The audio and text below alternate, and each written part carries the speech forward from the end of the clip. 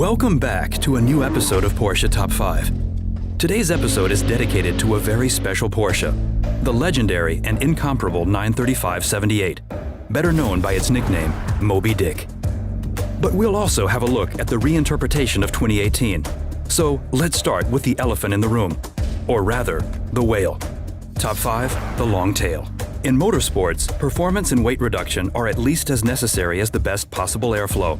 The engineers of the original 935/78 Moby Dick made use of all the freedoms of the 1977 FIA regulations to take an unusual approach to this issue. Probably the most characteristic feature of this model is the long tail. Among other things, it got the nickname Moby Dick from its mechanics because of its huge dimensions. So it's no wonder that the 2018 small batch series of the 935 also bears this nickname. Another common feature of both models is the rear wing.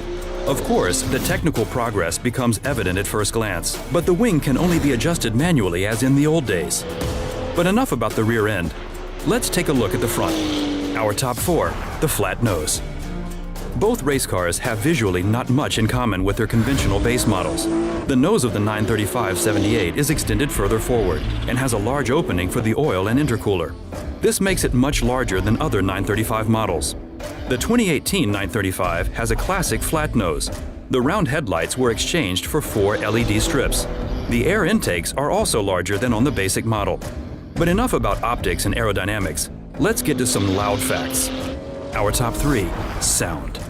Big flames, the whistling of 2 turbos, and an excellent acoustic image.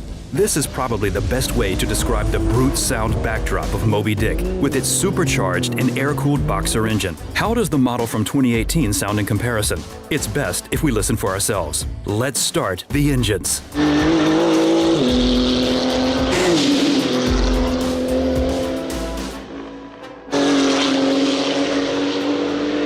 Let's have a look at what lies behind this beautiful sound.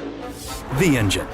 The flat 6 of the Moby Dick was supposed to be water-cooled, but due to regulations, the cylinders had to be air-cooled, as in its 911 turbo base.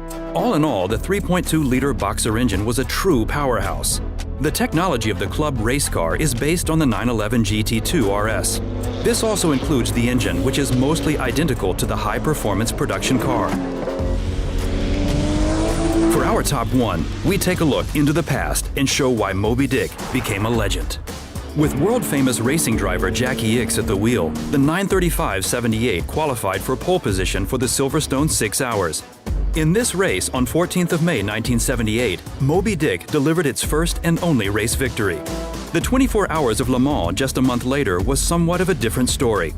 Qualifying started well with 3rd place on the grid, 3 seconds behind the Porsche 936 prototype in pole position. Unfortunately, the 935/78 had some difficulties and wasn't able to win this race. To date, Moby Dick remains one of the most famous race cars with one of the funniest nicknames. Speaking of which, we prepared a special episode for you. Be sure to keep Moby Dick in mind. Stay safe.